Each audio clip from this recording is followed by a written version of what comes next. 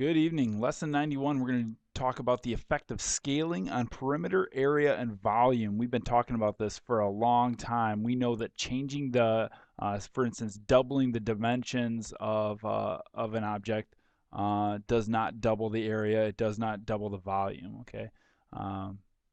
Continuing with that, we know that doubling the dimensions will double the perimeter, but it'll multiply the area by 4 and it'll multiply the volume by 8. So we're going to review that effect here today in lesson 91. Here we go.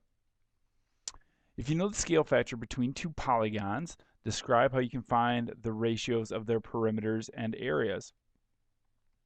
Well, the perimeter shouldn't be a big deal for us, because if we know the scale factor between two polygons, then the ratio of their perimeters is equal to that scale factor. The ratio of their perimeters is equal to the scale factor.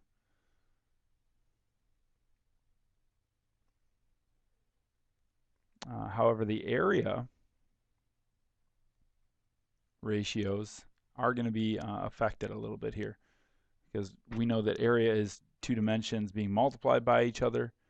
So the ratio of their areas is equal to the scale factor squared.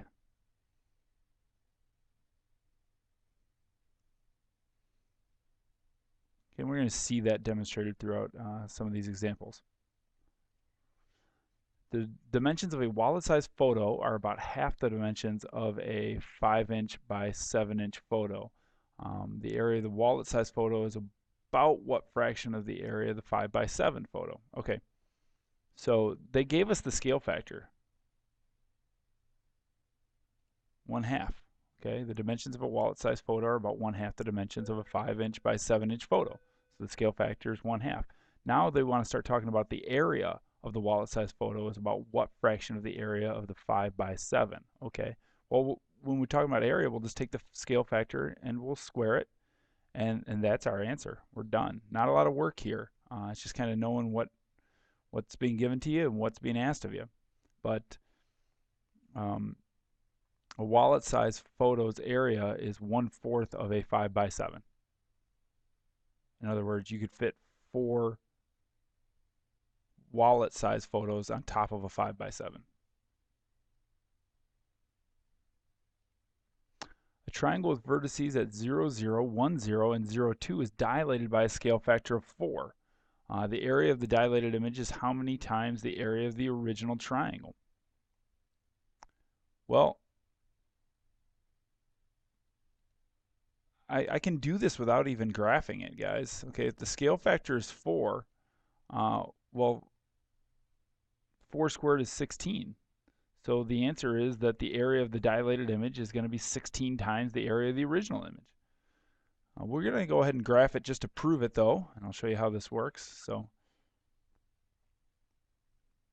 0, 0, 1, 0, and 0, 2. There's our original triangle. And we'll go ahead and figure out the area of it. 1/2 base times height, so 1/2 of 1, and its height is 2. So its area is 1. 1/2 of 1 times 2, or 1/2 of 2 is 1. Okay, and then when we dilate this image, 0, 0, multiply 0 by 4 and 0 by 4. It's not going to change it. 1, 0. 1 times 4 is 4, and 0 times 4 is 0. And multiply both these by 2, and you're at 0, 8. So there it is. 1/2 of a base of 4 and a height of 8. So half of 32 is 16. And how many times bigger is the area of the blue than the area of the green? It's 16 times bigger, but we already knew that. We'd much rather do this with this work over here in the red and not worry about having to graph it. I graphed it, though, just to kind of prove it to you. We've seen this before. Find the scale factor of the smaller rectangle to the larger rectangle. All right, well, let's start there. It went from 2 to 6, so the scale factor is 3, because 2 times 3 is 6. So the scale factor is what are you multiplying the smaller by to get to the larger. If they asked what the scale factor was from the larger to the smaller, I'd say 1/3, because 6 times 1/3 is 2. All right, now, what do they ask us? Find the ratios of the perimeters and the areas of the larger rectangles. Okay. Ratio of the perimeters.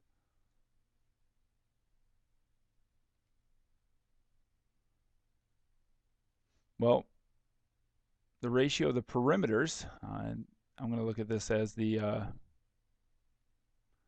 see, do I want to do small to big? Yeah, we're going to do big to small. Okay, the ratio of big to small is 3 to 1. In other words, and like I said before, the ratio of the perimeters is equal to the ratio for the scale factor. So the scale factor is 3, the ratio of their perimeters is 3 to 1. But for area, it's going to be that 3 to 1 squared. So 3 squared is 9 and 1 squared is 1. So the ratio of the areas is 9 to 1. And if you look at this, you can kind of see it that you can fit 9 of these smaller rectangles into the bigger rectangle.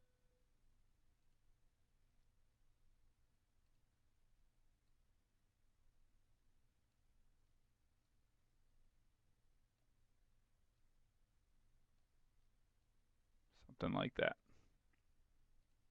So 9 to 1 for their areas. Moving along. Find the surface area and volume of a 1-inch cube and a 10-inch cube. Surface area and volume of a 1-inch cube and a 10-inch cube. And then they want to know what is the ratio of the surface areas and what is the ratio of their volumes. Okay. Surface area and volume of a 1-inch cube.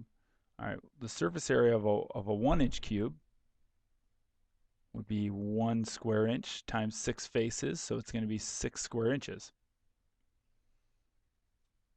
And the volume, the surface area, let's go of a 10-inch cube.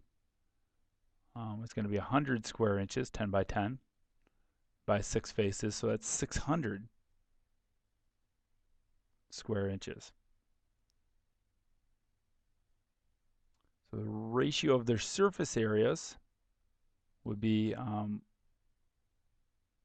in 100, or 6 out of 600, which is 1 out of 100. Now let's go to volumes here. The volume of the 1-inch cube would be 1 cubed, which is obviously 1 cubic inch.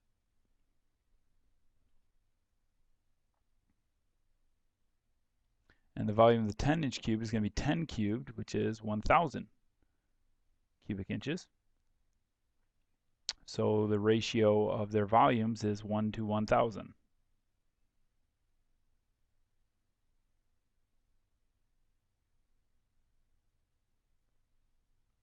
Ten squared is 100. We're dealing with area. And when we're dealing with volume, that's cubic measurements. So 10 cubed is 1,000. So those ratios should kind of make sense to us. One square has sides 10 centimeters long. A second square has sides 50% longer. How long are the sides of the longer square? Let's start there, okay? They're 15 centimeters. Okay, 50% longer. 50% of 10 is 5, so 50% longer would be 15 centimeters. Okay. What is the scale factor from the smaller to the larger? Well, it was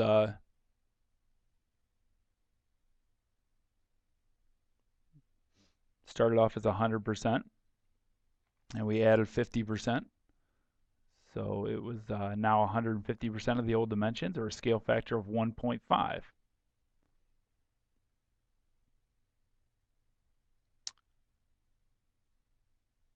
And they wanted it written as a decimal, so we did that. What is the ratio of the areas of the smaller to the larger square written as a decimal? Okay, well, when we're dealing with area, we know it's just the scale factor squared. So the area of the larger rectangle would be 1.5 squared times bigger, or 2.25 times bigger for the area. And that's it. To celebrate her pizza shop's 10th anniversary, Blanca is offering double your dollar days. During this time, customers can get twice as much pizza for the price of a 10-inch pizza. So what is the approximate diameter of a pizza twice the area of a 10-inch pizza? We're assuming all thicknesses are the same. Well, first off, let's find out what the area of a 10-inch pizza is. They mean 10-inch diameter, so area is pi times radius squared. So the area of a 10-inch pizza would be pi times 5 squared, or about 25 squared. I'm sorry, 25 pi inches squared. So that's the area of a 10-inch pizza. And really, I don't think there's any other way to check this but just by trial and error here. So on a 12-inch pizza, the area would be the radius squared, 6 squared, times pi, so it's 36 pi. And I'm looking at this going, is 36 pi twice as much as 25 pi? It's not. So that's why I'm going to say that's not the right one. How about the area of a 14-inch pizza? Well, it's going to be pi times radius squared, or 49 pi. Now that one looks promising. I'd say 49 pi is just about twice as much as 25 pi. We're going to go ahead and check this one to see if it's closer though. Area of a 16-inch pizza is pi times 8 squared, or 64 pi. So 20 is obviously going to be way too big. That's 100 pi, but there's our answer, B. A 14-inch pizza has got twice the area of a 10-inch pizza. Notice that 14 is not twice as much as 10, but yet their area is twice as much.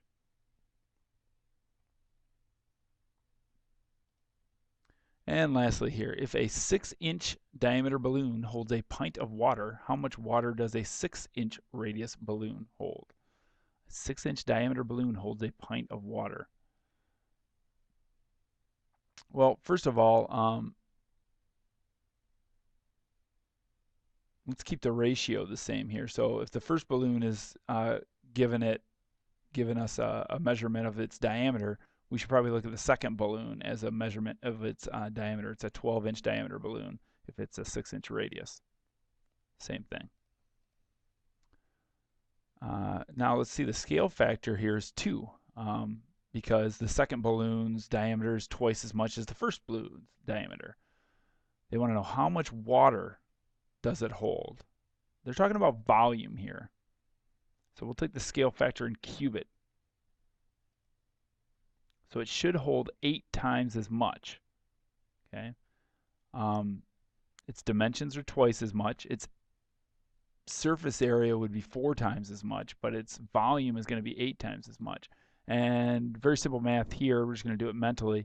If the smaller one holds a pint and the bigger one holds 8 times as much, well, 8 times 1 pint is 8 pints. Okay, so with volume, it's cubic dimensions. So you take the scale factor and cube it. If we're talking about area, we take the scale factor and square it. And the area can be surface area as well. All right, that's all I've got for today. And we'll see you tomorrow.